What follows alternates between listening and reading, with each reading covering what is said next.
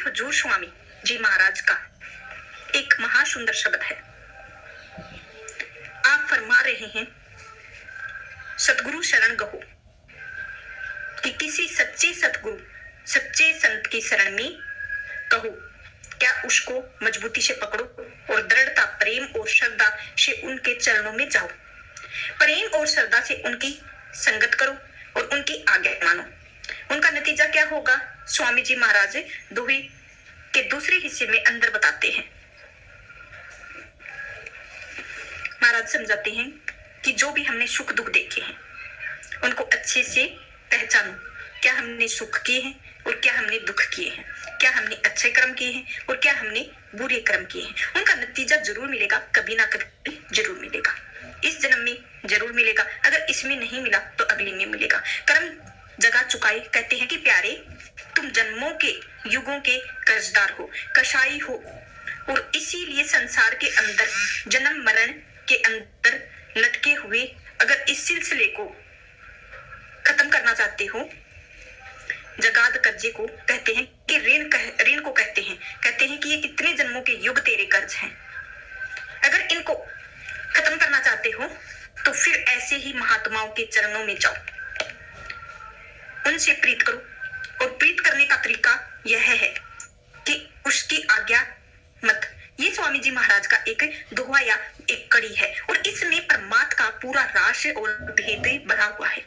देखा जाए तो स्वामी जी महाराज ने मुक्ति की फार्मूला क्या है, कैसे इंसान को मुक्ति हो सकता है, सदा सदा के लिए जन्म मरण के दाग को खत्म कर सकता है। इसको इतनी बड़ी शिक्षा को इतने छोटे दोहे में अंदर और कलम बंद किया है।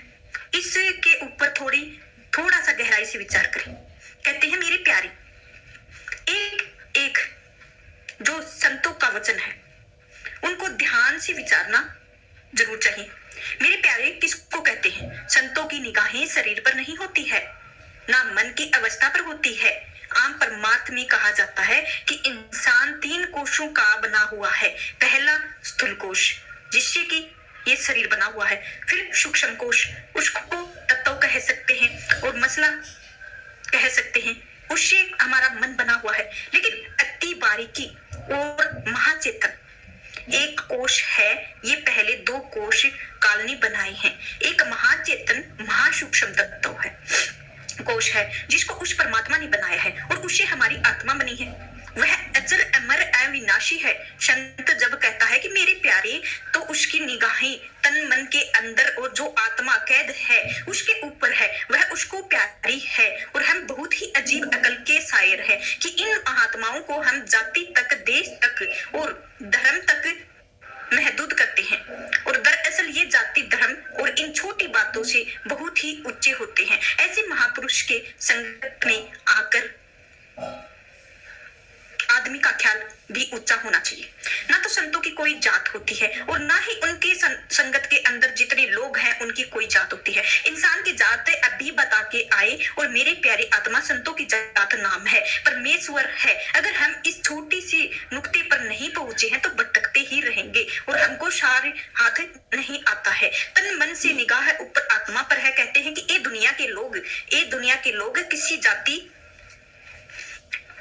जाति की हो या कोई कौम हो या किसी भी मजहब हो, हमें ये नहीं देखना है कि क्या हो रहा है क्या नहीं, हमें ये देखना है कि हमें क्या मिल रहा है, सुनने को क्या मिल रहा है, देखने को क्या मिल रहा है। हमें सत्य पर चलना है और मुक्ति का उद्धार निश्चित करना है। यह संत जो कुछ भी कहते हैं दावा से कहते हैं कि जो भी कुछ चीज है हम कहते हैं सुनी की है, नहीं, बिल्कुल भी नहीं है। देखा की है या बात कहते हैं कि हम सुनी सुनाई बात नहीं करते हैं। कबीर साहिब कहते हैं कि शून्य सतन की साक्षी साखी सो बोले जो देख, आंखें अंदर आंख उनका ज्ञान चक्षु कहते हैं। उस आंख से दिखने से सच्चा ज्ञान पैदा हुआ है। ज्ञान का भंडार परमेश्वर है। परमेश्वर का साक्षात्कार होता है, जो इसलिए कहते हैं कि मेरी बात को सुनो और मेरी शिक्षा पर विचार करो। अब फिर कहते हैं कि कर्म जगाद चुकाए, लेकिन कब सतगुरु की शरण कहो मेरे प्यारे।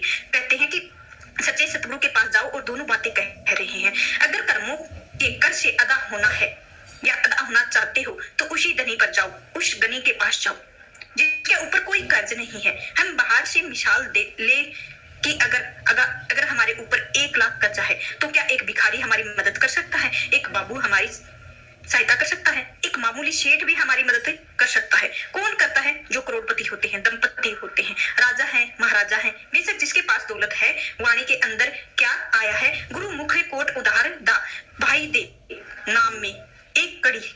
ऐसा धनवान पुरुष चाहिए जिसके पास नाम के खजाने हैं और उसका एक दिन देख लेना वो आगे बढ़ के अपने नाम के खजाने को लूट सकता है। ऐसे ही नहीं मिलते हैं खजाने, लूटे जाते हैं, मेहनत दी जाती है, लाखों करोड़ों का उद्धार कर सकते हैं। उसको सतगुरु कहते हैं कि अब ये बातें सब दिल खोल के विचारने की है कि हम दुनिया में मौजूदा हैं, हमारे सिर पर कर्मों की गठरी लटक रही है, हमारी सांस घुटन, कदम कदम पर चिंता। इसका मतलब क्या है? हम मनुष्य बने हुए हैं और हमने खोज भी की है और साधु नहीं मिला और सच्चा संत नहीं मिला। सच्चे का मतलब होता है सिर पर कोई कर्मों की गठरी ना हो, कर्मों के दायरे से परे हो। तुलसीदास जी महाराज जी रामायण में लिखते हैं, 3 लोक कर्मन के बस में जो देह है बद्धे, कहते हैं कि देह कहाँ तक है, मन कहाँ तक है, त्रिलोकी तक बढ़ा के चोटी तक। कहते हैं कि ये सारी त्रिलोकी कर्मों के कानून के अंदर काम करती हैं। हमारी दुनिया भी कानून के अनुसार चलती है। हमारी जो जुडिशियल है, डिपार्टमेंट है, न्याय विभाग हक है, इसका मूल सिद्धांत क्या है कि दोषी है और उनको सजा दी जाए, जो निर्दोष है उसकी बरी की जाए, जो एक नेक अच्छा है उसको कोई देश के लिए शुभ कार्य करने वाला है उसको इनाम दिया जाए, और क्योंकि उसने अपने देश के लिए और अपनी जाति के लिए अच्छा काम किया है। कहते हैं यह जो नियम है इस संसार में काम करते हैं, यह सारा नियम त्रिलोकी की चोटी तक काम करता है। शुभ अशुभ और शुभ अशुभ हमारे ही अशुभ ज्यादा होते हैं। सभी शास्त्र कहते हैं कि कोई रेखा शुभ की होती है, लेकिन वो रेखा सोने की रेखा, वह भी हमको बांध कर रखती है।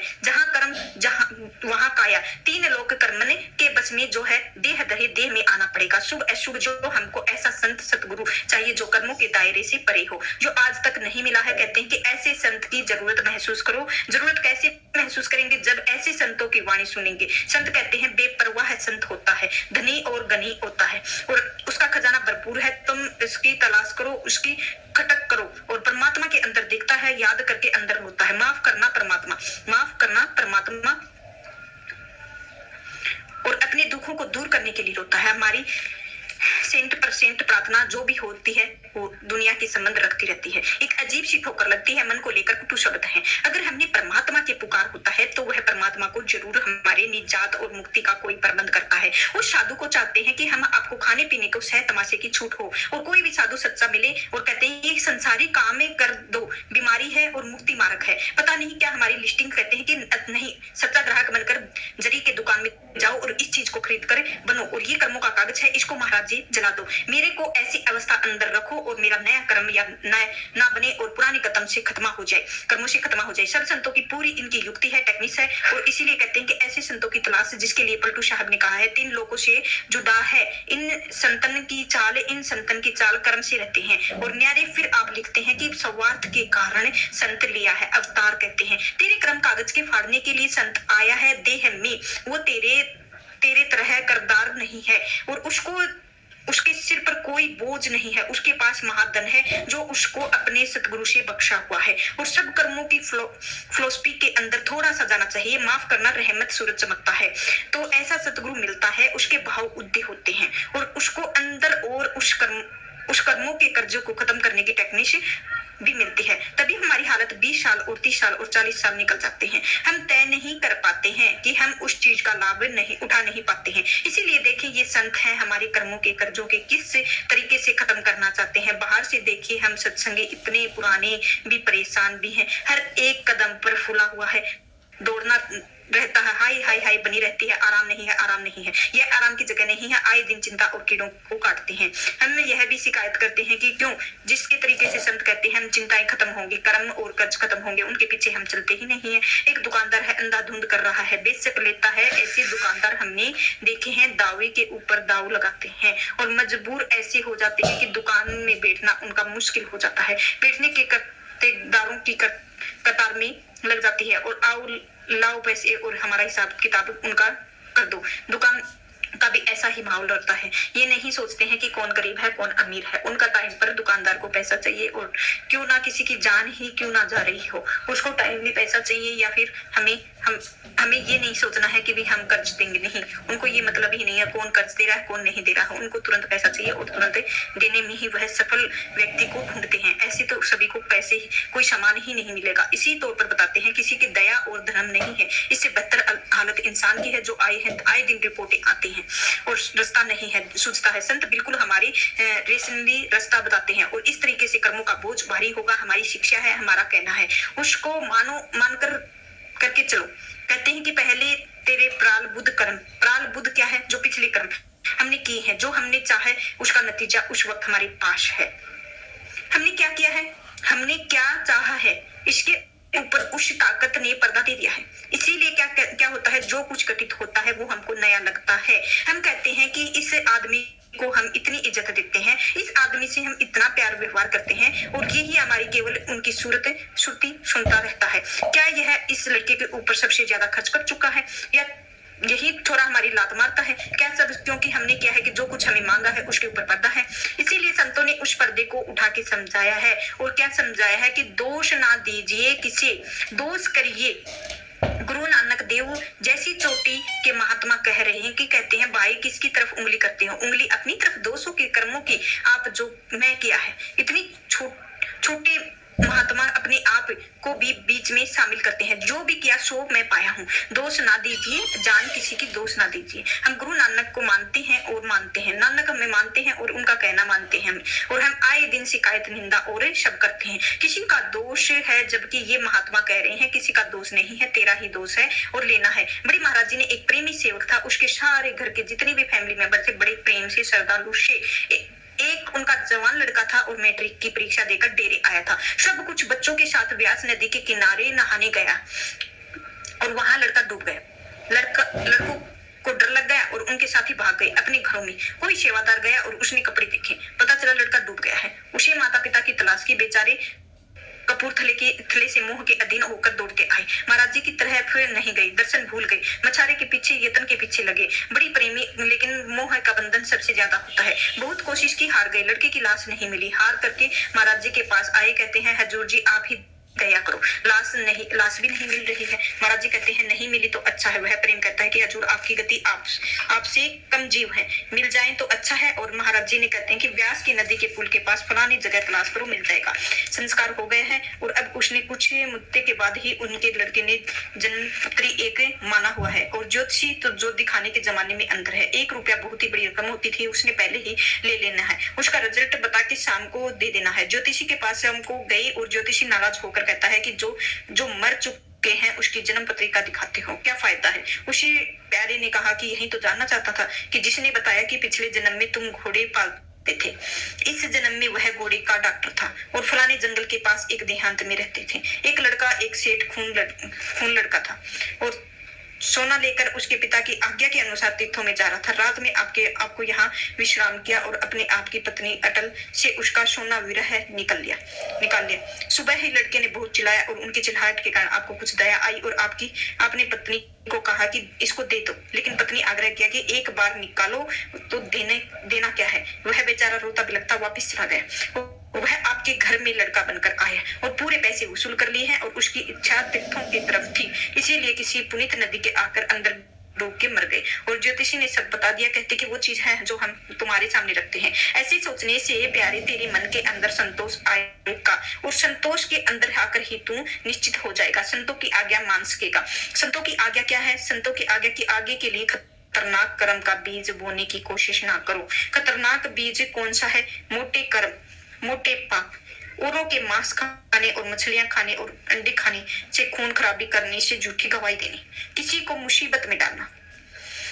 सत्संग कहता है नेक बनो, पाक बनो। संतों की वाणी हिदायत करती है, आंखें नीचे करके चलो। हर एक संत को आंखें नीचे और रख के और आंखें दिखाई। किसी ने पूछा क्यों सिर पर बोझ है? रहमत देखते हैं सिर झुका जाता है। ऐसे पापी को कैसे संतों से शरण की? कहते हैं सोचा इधर देखते हैं और उधर देखते हैं, तो सामने देखते हैं पीछे देखते हैं, अपने अंदर को तो देख लो। क्या तुम्हारे अंदर पहाड़ पापों के भरे हुए हैं? उनको खत्म करने की कोशिश तो कर लो। ऐसे ही शुरू होगा। संत कहते हैं निंदा करने से सो जाना अच्छा है। निंदा महापाप है, फिर भी संत कहते हैं कि रिश्वत का लुकमा जो खाता है उसको कभी भी ठीक नहीं कर सकता है, उसकी कभी भी हम अच्छे से नहीं कर सकते हैं। तो आज का सत्संग इधर ही समाप्त होता है और हमें कर्मों के हिसाब किताब में ही रहना चाहिए। अच्छे कर्म करेंगे तो हम अच्छे से रहेंगे, बुरे कर्म करेंगे तो हम बुरे से रहेंगे। कोई सोचता है कि अच्छा जो बुरा करते हैं वो सुखी पाते हैं, वो अगले जन्म में निकलता है या फिर कुछ समय बाद भी निकल सकता है। तो हमें ये नहीं सोचना चाहिए वो सुखी है वो दुखी है, हमको मतलब ही नहीं है। हमें अपने कर्मों की तरफ देखना है, नहीं कि दूसरे के कर्मों की तरफ। तो आज का सत्संग इधर ही समाप्त होता है। राधा स्वामी जी। राधा।